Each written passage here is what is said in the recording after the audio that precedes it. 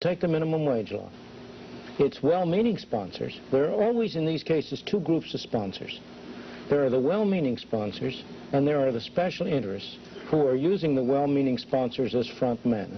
You almost always, when you have bad programs, have an unholy coalition of the do-gooders on the one hand and the special interests on the other. The minimum wage law is as clear a case as you could want.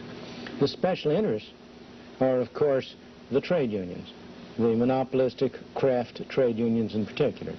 The do-gooders believe that by passing a law saying that nobody shall get less than $2 an hour or $2.50 an hour or whatever the minimum wage is, you are helping poor people who need the money. You are doing nothing of the kind. What you are doing is to assure that people whose skills are not sufficient to justify that kind of a wage will be unemployed. It is no accident that the teenage unemployment rate, the unemployment rate among teenagers in this country, is over twice as high as the overall unemployment rate. It's no accident that that was not always the case. Until the 1950s, when the minimum wage rate was raised very drastically, very quickly, teenage unemployment was higher than ordinary unemployment because, of course, the teenagers are the ones who are just coming into the labor market.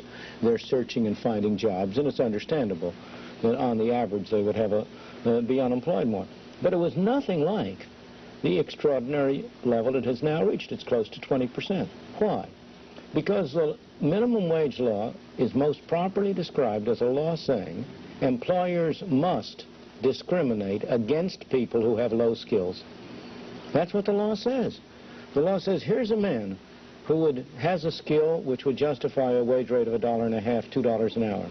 You may not employ him. It's illegal because you have to. If you employ him, you have to pay him $2.50. Well, what's the result? To employ him at $2.50 is to engage in charity. Now, there's nothing wrong with charity, but most employers are not in a position where they can engage in that kind of charity.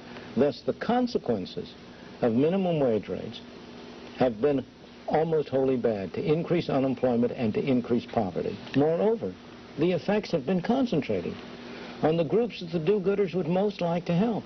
The people who have been hurt most by minimum wage laws are the blacks.